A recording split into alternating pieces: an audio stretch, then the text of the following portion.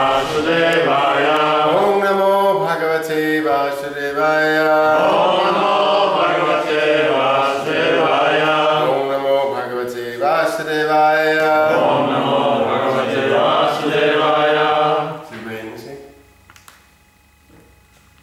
So today we're reading from the Srimad Bhagavatam, Canto 6, Chapter 6, which is called King Chitraketu's Lamentation, and we read number 6. Chapter 14. Huh? 14.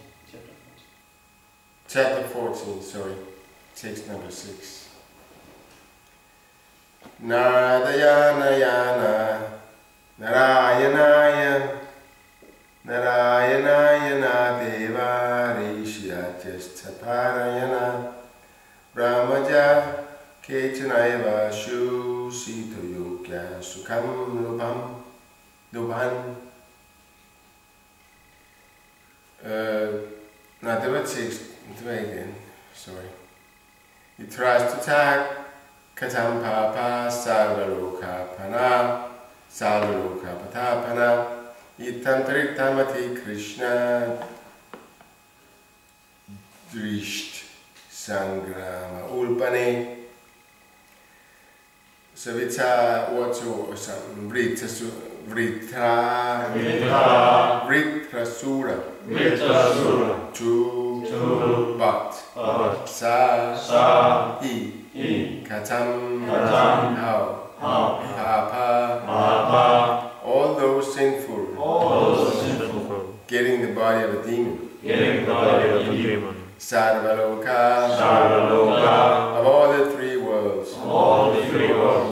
Apatapana. The cause of suffering. Itam.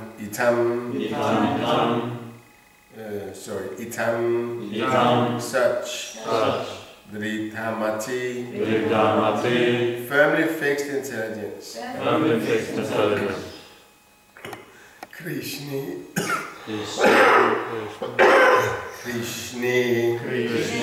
In Krishna. Asit. There was. Sangrami Ulpane. In the great blazing fire of battle. Translation and purport by His Divine Grace Srila Prabhupada. Vritrasura was situated in the blazing fire of battle and was an infamous sinful demon, always engaged in giving troubles and anxieties to others. How could such a demon become so greatly Krishna conscious? Purport. It has been described that a Narayana Parayana, a pure devotee, is rarely found even among millions and millions of persons. Therefore, Parikshit Maharaj was surprised that Vritrasura, whose purpose was to give trouble and anxiety to others, was one of these devotees, even on a battlefield. What was the reason for Vritrasura's advancement? Tager I teksten igen. Vritrasura katam papa sarvaloka patapana itam dritamati krishni asit sangrama ulpani. Vritrasura was situated in the blazing fire of battle and was an infamous sinful demon, always engaged in giving troubles and anxieties to others. How could such a demon become so greatly Krishna conscious? Om Jahnu Dvipa Jai Sri Krishna Chaitanya Hare Krishna Krishna Krishna Hare Hare Rama Rama Hare Hare. So Vritrasura, we are going to hear the story of him. He was a great demon, but he was actually a devotee who had been cursed. We see in Krishna's pastimes the most ferocious nasty demons, they're always devotees. You have to be actually a devotee to be a good demon. I always say that you can't be a really good demon unless you know Krishna. So the devotees there, they can become really good demons, like Hiranyakashipu, Hiranyaksha, the greatest demons the universe ever saw. They were devotees. They were cursed and they fell down and they became demons. So, of course, that doesn't mean that we as devotees we should aspire to become demons. Quite to the contrary, we try not to be demonic. But sometimes it's hard because we are born in a culture, in this Western culture is such a demonic culture. And all the children in the world, they are grown up learning that this culture is the epitome, is the topmost of all human evolution and development. They have this idea, they brainwash the people in this culture, they brainwash them to think that before the people were just some primitive cave dwellers, some jungle people who lived out in the jungle, and gradually we became more and more civilized and more knowledgeable so that we could make technology. And the result of this glorious development, evolution they call it, the result of that is this magnificent Western culture. But if we see it from a Vedic point of view, the Vedic culture is not high, it's low, it's very low. And what makes it so low is not only that the moral and the ethics, they are completely out to lunch, but it's a slaughterhouse culture. Did you know that the two biggest businesses in the world, the biggest business is weapons? Everybody can understand that. Yeah, that's quite logical. Everybody wants weapons. The whole world is running on this technology of weapons. But the second biggest culture, industry, you know what that is? Medicine. The meat industry. Medicine comes 3. The second biggest business is the meat industry. Then comes number 3, medicine, and that includes illegal and legal drugs. At first, in the 4th place comes the food industry. I was telling I have a Kami son from before I became a devotee, I was telling him that the second biggest industry in the world is meat. He said, that makes sense because that's a food industry. But it's just meat alone, it's not the food industry in the industry. So we can understand that a culture where the two biggest businesses, they profit on death and destruction, that's not a high culture. It's just a very simple fact. It's a very low culture. So this is what we have to battle against as devotees. Not only do we have to purify ourselves, that's of course our main purpose, is to become purified and so we can start to love Krishna and go back to the spiritual world. But we are missionaries in this culture here, and we have to help people get Krishna, because this whole world is just going down over the brink in a not so slow pace. It's actually going very fast. We can see now that the nature is just hammering on this culture, this modern culture. We can see the cultures of the past.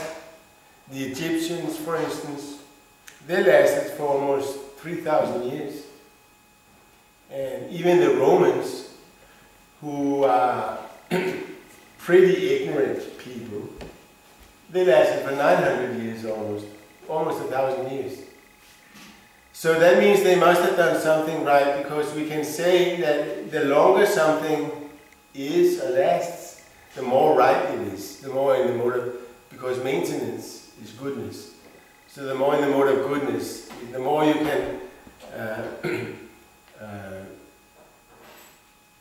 you can maintain a situation. the more that takes the more of goodness. Of course, a drunkard who is very stable in having a beer every day, that's not, actually, if you drink a beer every day and just one beer, that's the more of goodness.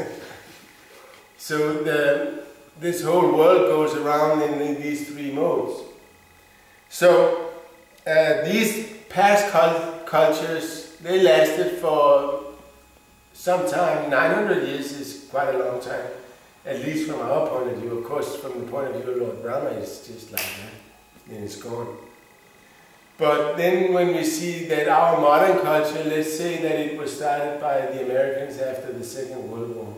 Because up until the Second World War, people in Europe more or less lived like they did in the Vedic culture, with the four types of human beings living together in big families. But then the Americans, they came and invented this, the nucleus family with, personally that's my speculation, but why did they invent this? They used to live in big families in a big house or in a little house. They would live with many, many people together, brothers, sisters, fathers, uncles, grandparents. So why did they invent this culture where mom and dad, they go off by themselves and have a little cubicle? And my idea is, of course, that's because you can be more sinful, because it's not so easy. You live in a house with your mom and dad and uncles and all these to go and have illicit sex, for instance. That's very difficult. So this modern culture, which is based on this family, mom, dad, and two kids living by themselves in a flat, that's just a promotion of sex life. That's my idea. I don't see it anywhere in the scriptures, but it makes sense if you think about it. So this modern culture, if we say that was started after the Second World War, it's not even lasted for 100 years now, till now. So 100 years is just so little, it's so small time, such little time. Imagine how Brahma looks at this.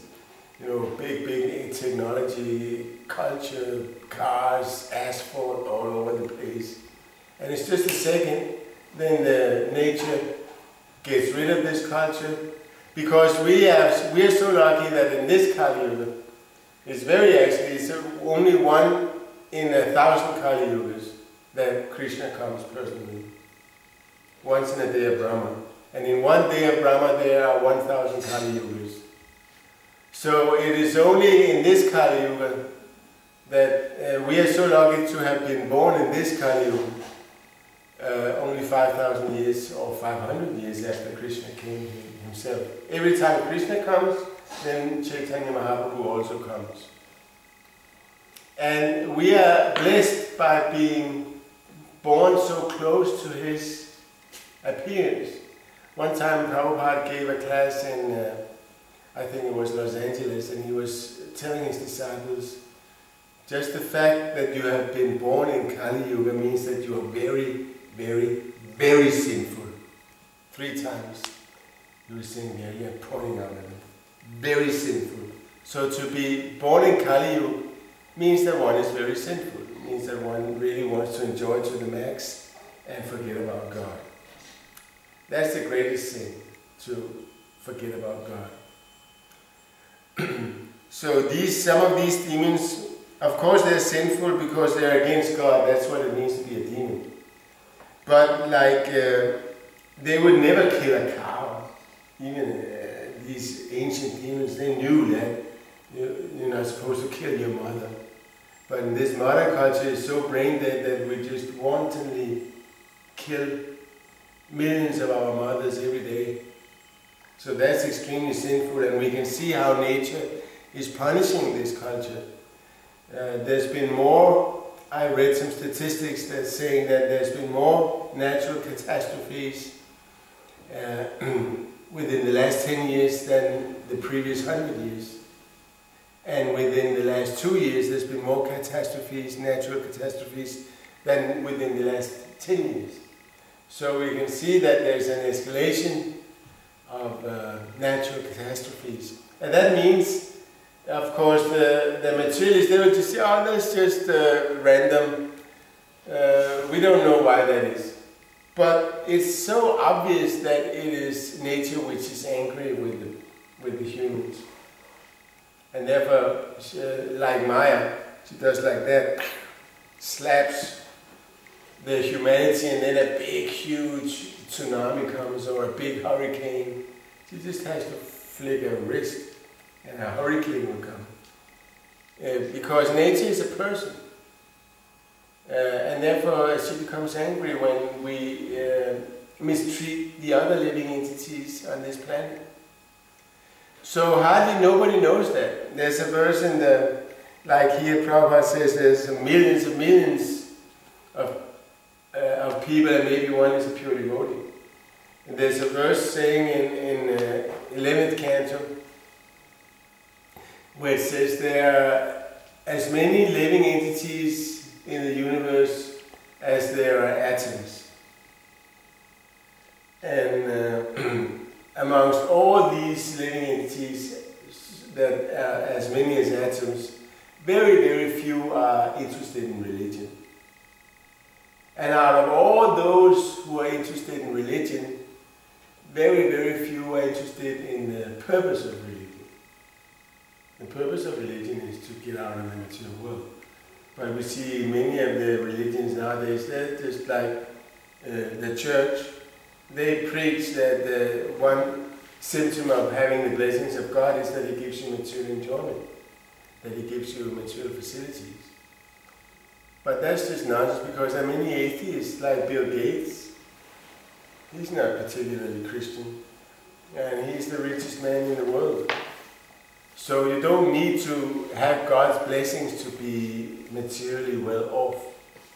That comes from your karma.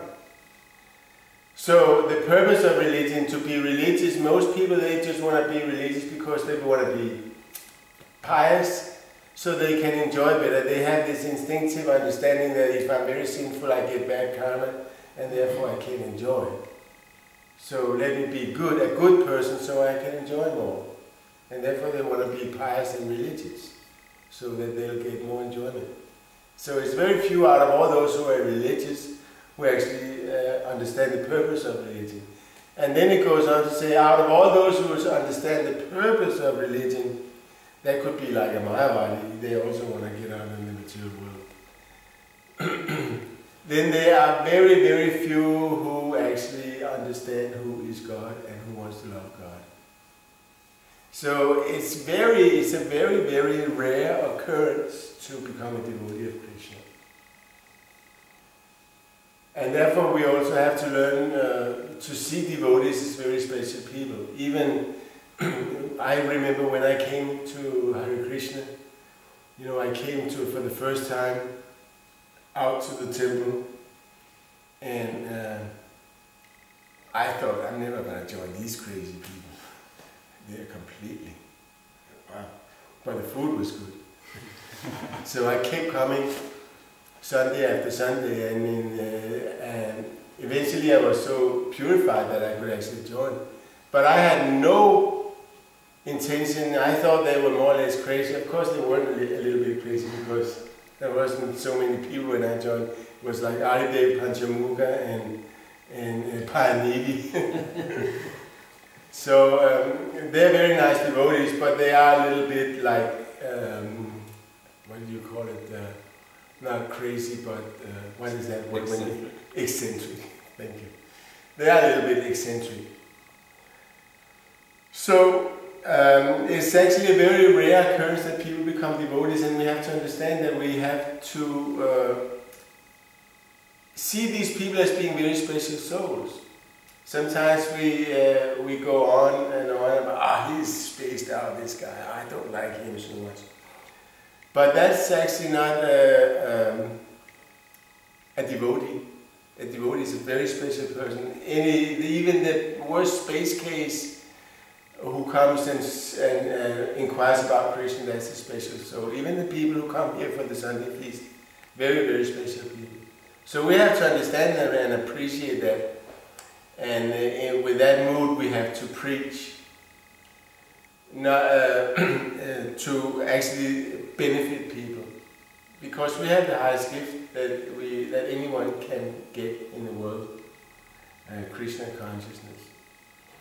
There is nothing more valuable than understanding Krishna and our relationship with Krishna, and to become a lover of Krishna. So that's why devotees, demons are condemned, because they don't want to be lovers of Krishna. They want to hate Krishna. Of course, Krishna, he is so far out, he's so absolute, that even if you hate him, you become purified and you become liberated. Because anything in connection with Krishna is absolute and is auspicious. Krishna is such a far-out person. Sometimes people say, but that's not nice of Krishna, that's nasty, like we were speaking about the class yesterday in the evening, how Krishna's pure devotees, they have to go through so many troubles and sufferings and setbacks when they have to execute his mission. Like the Pandavas, they went through so many sufferings and setbacks, and other of Krishna's pure devotees, like Srila Prabhupada. Imagine what he had to go through. The whole life he was preparing to come to the West, and if we read his biography, we can read about how he was so he labored so hard to get a ticket to the United States. Nobody wanted to take him over, and he didn't have any money, and he was going back and forth and going to this office and that office, and to find out how he could get to the West. And then he met this woman who had this steamship company, and he was sitting outside her door. First he didn't want to let him go, and then he just made this sit-down strike outside her door. He said, "I'm not moving here until you give me a ticket to the United States." He had to go through so much trouble and so much work to come to the States. And then when he came to the States, a bunch of hippies who had no understanding, and at one point he was living in the Bowery up with some hippie who went crazy one night on his acid trip and chased Prabhupada down in the street. In the middle of the night, Prabhupada, he was being chased down the stairs and down on the street in the Bowery. That's Krishna's pure devotee. So we might think, why is Krishna doing that to his pure devotee? Shouldn't he make things easy for him? Why does he make things so difficult? So when it comes to of course, in our case, Krishna makes things difficult to purify us and to make us yearn and long more for him. And Krishna said that to the gopis. The only reason that because one thing we have to understand, even as a new devotee and a new aspiring bhakta, it is not karma anymore. All our karma is gone. As soon as you say Krishna, your karma is gone. So it's Krishna. Bhaktivinoda Thakur describes that in Jayavardhan, that it is even in a case of a new devotee who is not a pure devotee necessarily, a materialistic devotee, it is Krishna himself who is taking care of him. It is not his karma anymore who is determining his suffering and enjoyment. It is Krishna personally. Of course, Srila Prabhupada explains that Krishna may use the karma that we should otherwise have gotten to teach us, but he gives us suffering. Why does he give us suffering? To teach us something. We have to learn something. Of course, in the case of his pure devotees, they don't have to learn to appreciate Krishna. So the reason that Krishna makes things difficult for them is to glorify them, so that the history can see, look, how he was overcoming difficulties, how he was surrendering to Krishna. So that is a very glorious thing that when we see in the life of Srila Prabhupada, the whole life. First he went through his like normal family life and was successful in his business. But at one point, Krishna just took everything away from him, and he became destitute and poor. He even had his own business at one point, and Prabhupada and Krishna made it fail. So, and Bhaktisiddhanta Saraswati came to Prabhupada in a dream and said, "Come in with me and take sannyas." And Prabhupada didn't want to. How can I take sannyas? I have to take care of my family. So we see that even when Krishna's devotees, they come down to this planet to assist Krishna in his pastimes, they still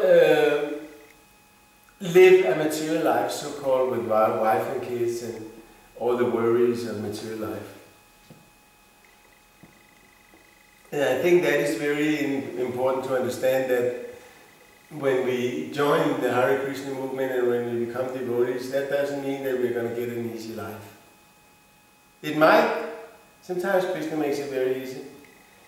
But sometimes he makes it very difficult, and then we have to be willing to go through these difficulties and come out on the other side, on the other end, purified. Because after all, if everything was always very easy, then we would also become very spaced out, and we would just take things as natural. We wouldn't appreciate things as much.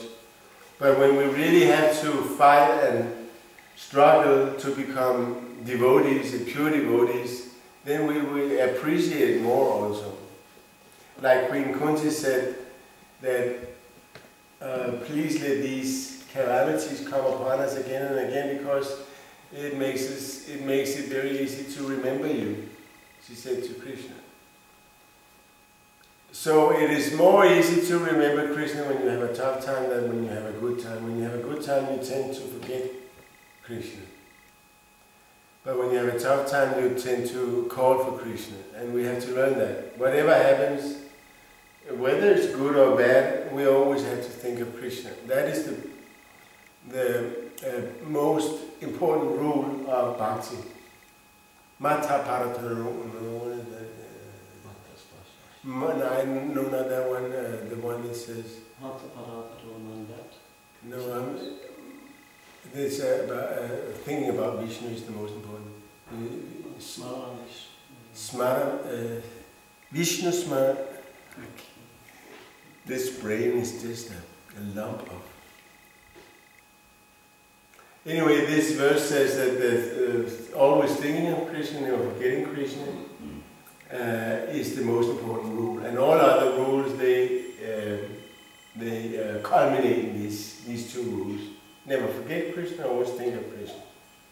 So this is what we practice when we live in the temple, when we walk, when we go to the arti and when we chant our rounds. It's all a practice of remembering Krishna. Because sometimes we read Prabhupada's books and we can, how he just said that? I'm not the body. Yeah, he also said that on the other page. Does he think I'm stupid or what? I can't remember what he says.